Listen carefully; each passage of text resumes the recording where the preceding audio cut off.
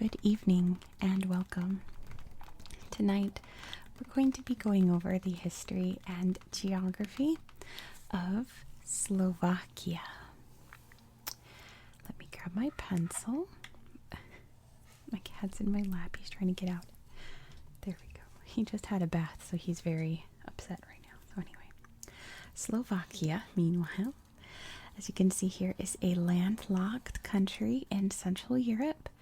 It borders Poland up here, and Ukraine, Hungary, over here is Austria, and over here is Czechia. Very important border in its history. Slovakia's geography is dominated by its mountains. You can see here it's labeled the Carpathian Mountains.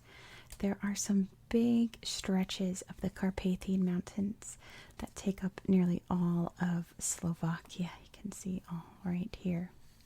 The Tatra Mountains are the biggest ones.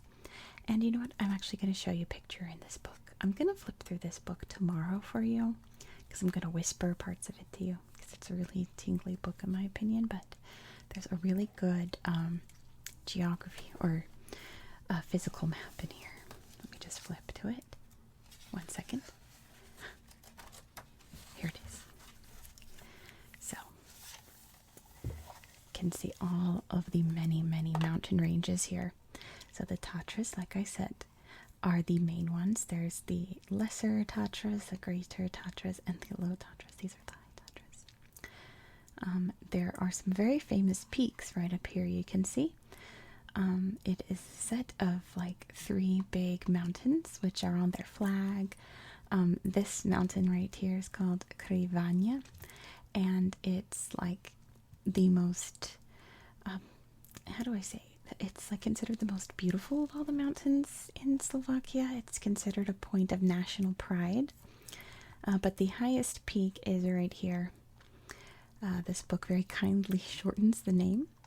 It is Gerlachkovi State, I believe, in Slovakian.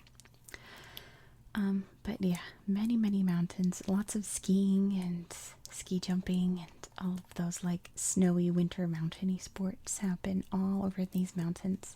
There's also a big chain of mountains right here. You can see the Slovak Ore Mountains. You'll see the Slovensky Kraš Plateau. This book doesn't have any accent marks, so forgive me if I mispronounce any of those, but Kraš, you can see here, this is referring to its karst mountains. So karst is a type of rock that is very soft and is molded very easily with water and wind and time and all of that. So you can see there are many caves all throughout Slovakia. Some pretty big ones. They're still being like discovered and mapped out to this day. There's a picture on this other page here. You can see some of the karst caves. Really interesting. You can see all of the stalactites, right? Yes, stalactites, stalagmites are on the bottom. And you can see how the waters formed all these strange shapes in the karst rock. It's really cool. But not all of Slovakia is mountainous. There are 2 big areas that are pretty flat. You can see the lowlands over here. This is called the Danubian lowland. And there's also a big section over here that is pretty flat as well. But let me show you. I'll wait for that for a second. I'll show you the rivers here in the lowlands. So it's called the Danubian lowland because it's dominated by the Danube River. Comes through right over here, makes up part of this border. The Morava River is also a tributary of the Danube. Most of the rivers flowing down from the mountains flow into the Danube, so they're tributaries as well. Most famously, we have the Va River, the Nitra River, the Hron River, and many others. There's even more than are on this map. So with that being said, let me show you this map again. Let me bring this back. There we go. Slovakia. Not to be confused with Slovenia, which I've already done a video on. Very different countries, just with peoples from the same ethnic origins, the Slavic people, but there are many different types of Slavs at this point. So, same ancient ancestors, but very different cultures and peoples and all of that. So, anyway, Slovakia.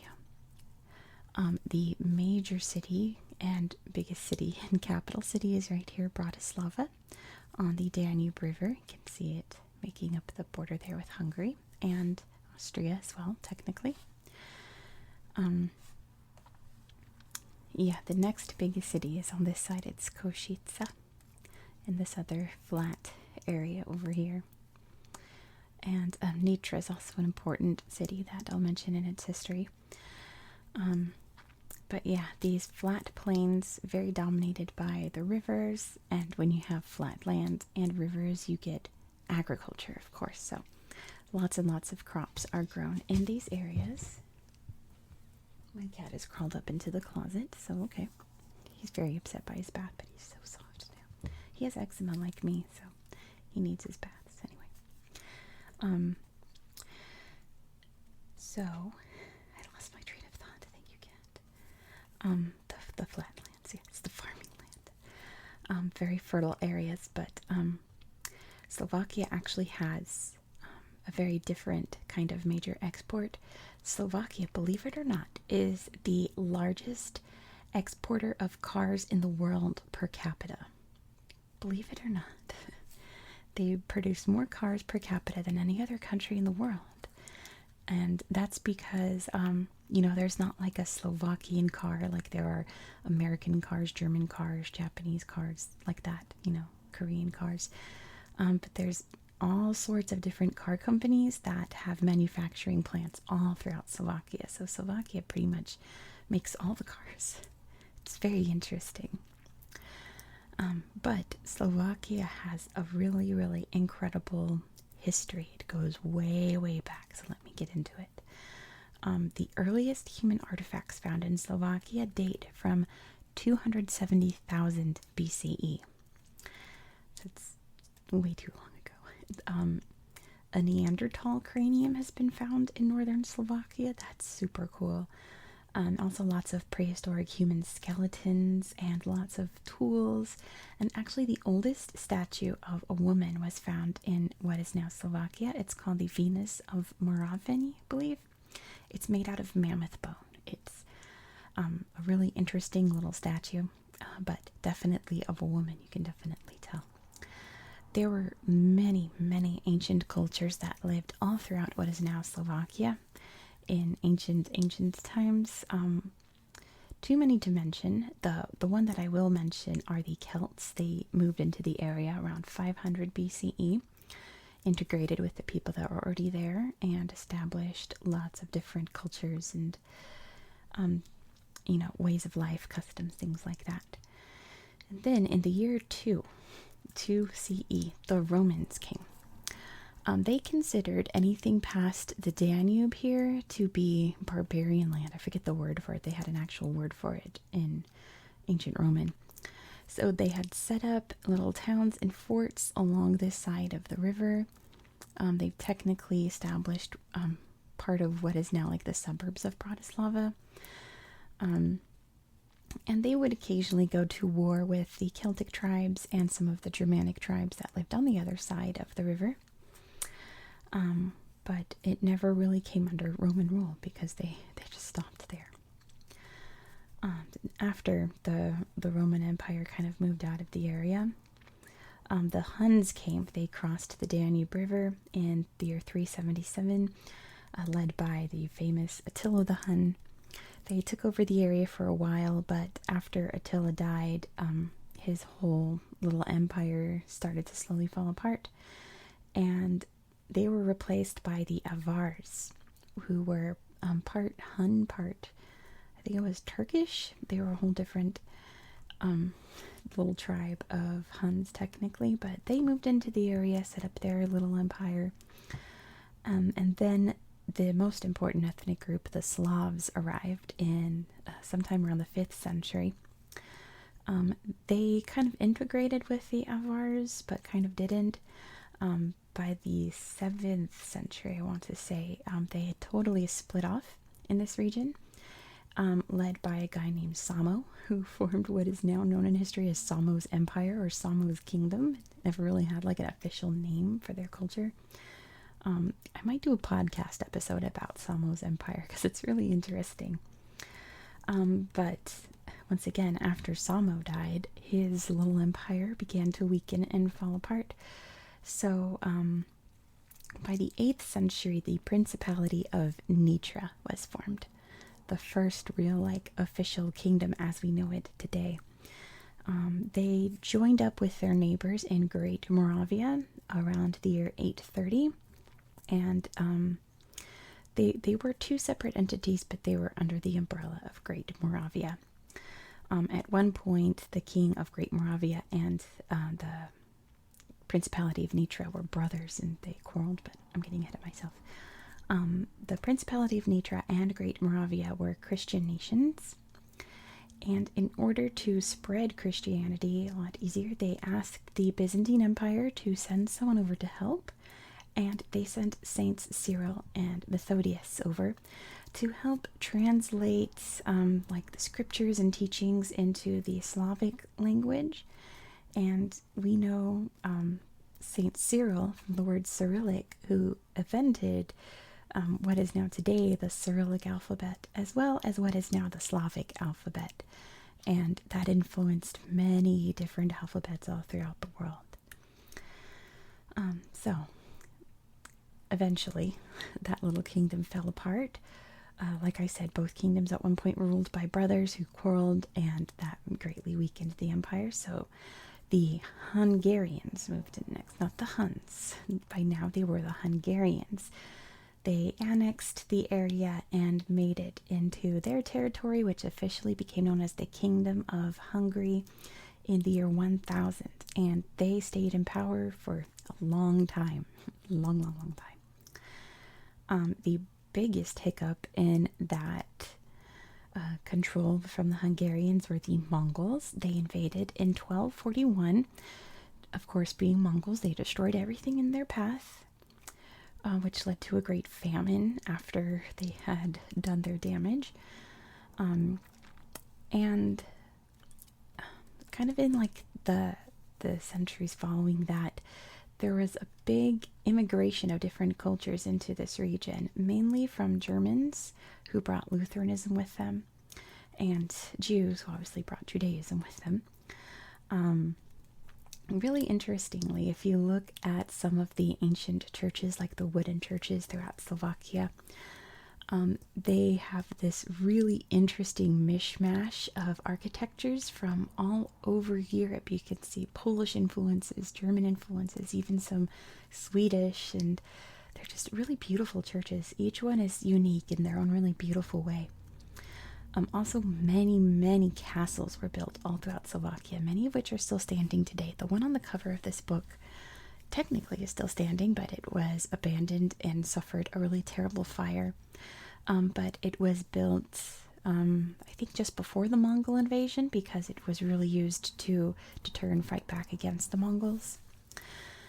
But yeah, Slovakia is really well known for its castles. They're everywhere. Even in Bratislava, there's Bratislava Castle. Like right in the middle of like downtown, there's just a big old castle. It's really cool. I love a good castle. Bratislava, meanwhile, was made the capital of the Hungarian kingdom, the Kingdom of Hungary, in the year 1536. It was eventually moved back to Buda, as it was known then, before it was Budapest, in 1848. And this was a wise move because the Ottoman Turks were coming, knocking on the door, ready to take over the territory. The Hungarians and the Turks clashed constantly, and especially once it became the Austro-Hungarian Empire. You know, they merged together to make the super empire that controlled, dominated European politics for way too long. They clashed really hard with the Ottomans. Many places throughout Slovakia were used as battlefields, and they were destroyed. And you know, the territory kind of was disregarded as unimportant once the whole Ottoman clash moved on to other places. And there was during that time a big Slovak revival, as there was during this time in history and all throughout this part of Europe, like Central and Eastern Europe, with the many ethnic groups realizing that they don't need to be the little guys anymore. They have their own culture and history, and that should be celebrated. But they were under the control of the Austro-Hungarian Empire, and they weren't about that. They wanted them to speak Hungarian and dress Hungarian and all of the above, basically. That greatly changed after World War I, when the Austro-Hungarian Empire completely collapsed as the result of that war. So, on October 18th, 1918, a bunch of leaders from the Czech peoples and the Slovak peoples met up in Washington, D.C. in the United States, and they declared independence from what was left of the Austro-Hungarian Empire, and they called their country Czechoslovakia. And it was very widely recognized and did pretty well for itself in the next, 2 decades, almost literally the next 2 decades. The thing with Czechoslovakia is that it wasn't just Czechs and Slovaks. Like I said, there was a big mishmash of different cultures and peoples in this territory. And most importantly, at this point, there were many Germans living, especially in the northern area, kind of on that side, covered up kind of on this side, near Germany and Austria and all that. There's a region known as the Sudetenland, which was very heavily German populated. So once the Nazi German government took over, they said, we should absorb the Sudetenland because it's mostly Germans there anyway. And Czechoslovakia was like, please don't. They did anyway. That was in September 1938 in what was called the Munich Agreement. Not long after that, Hungary issued their own statement saying, we're going to take back parts of Slovakia. And then Nazi Germany told what was Czechoslovakia. They started to rearrange things at this point, kind of scrambling in a panic. They came to them and said, listen, either Slovakia is going to declare its independence and become its own country, finally, for the first time, what the Slovaks have always wanted, or we're going to annex it to Poland and Hungary, and it won't exist at all. So in March 1939, it became its own country. It wasn't its own country. It was a puppet state of Nazi Germany, totally controlled by Nazi Germany, but it was ruled by a man named Josef Tiso. And, not a good time to be in Slovakia. Many people lost their lives, especially the Holocaust, because like I said, many Jewish people lived in Slovakia. And what was it?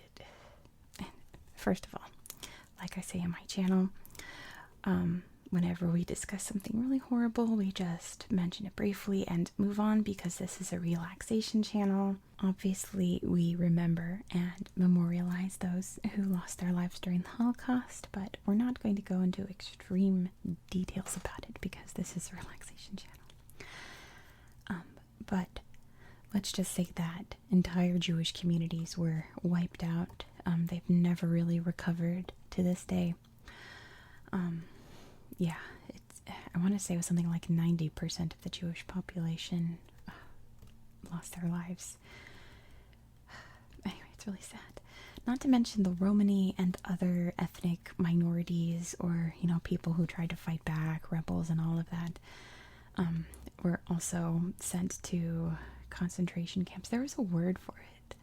What was it? Slovakia had like an official statement that said they were being like re-educated or something like that. It's awful. But anyway, speaking of rebels, in 1944, a Slovak uprising occurred that was spearheaded and fueled by the Soviets, who were very clearly advancing into the area. The Germans fought back very hard against them, but inevitably in 1945 the Soviets and the Romanians also helped liberate Slovakia, and Czechoslovakia was reformed right after World War II. It had been operating as a government in exile in London. Pretty much any allied country recognized that government as the official Czechoslovakia government. They didn't recognize like the Nazi-controlled Slovakia. So everything went back to how it was, in a sense, in 1945. However, there was a coup in 1948, and Czechoslovakia became very tightly controlled by the Soviets. It became a communist country under the Soviet sphere of influence. It never was part of the Soviet Union, but it may as well have been.